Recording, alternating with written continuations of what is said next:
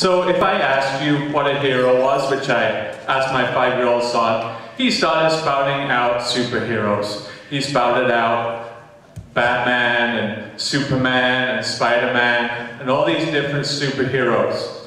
What I want to try and do today is talk, yes, Banana Man is a true superhero.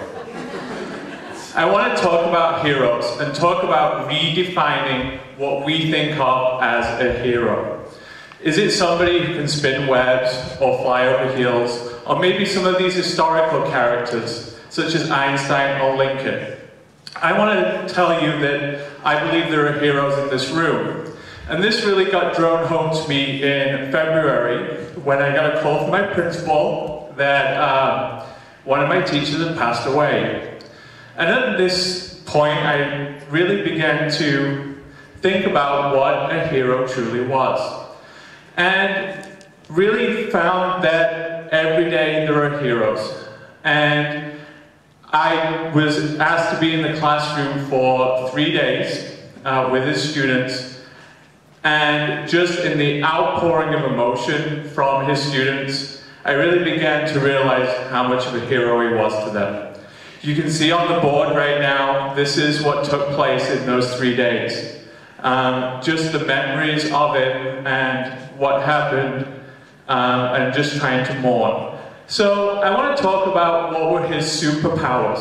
What superpowers did this teacher have? And I'll tell you his first, it was his smile.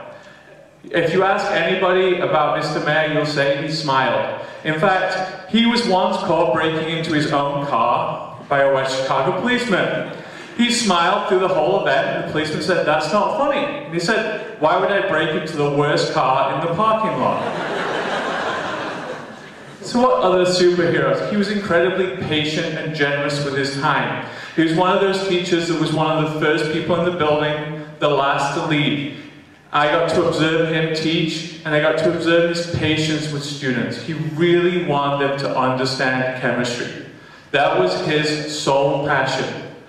And to be able to sit with a student who really was determined that protons change and tell them that they really don't. Maybe that's the wrong conference for that. He really enjoyed what he was doing.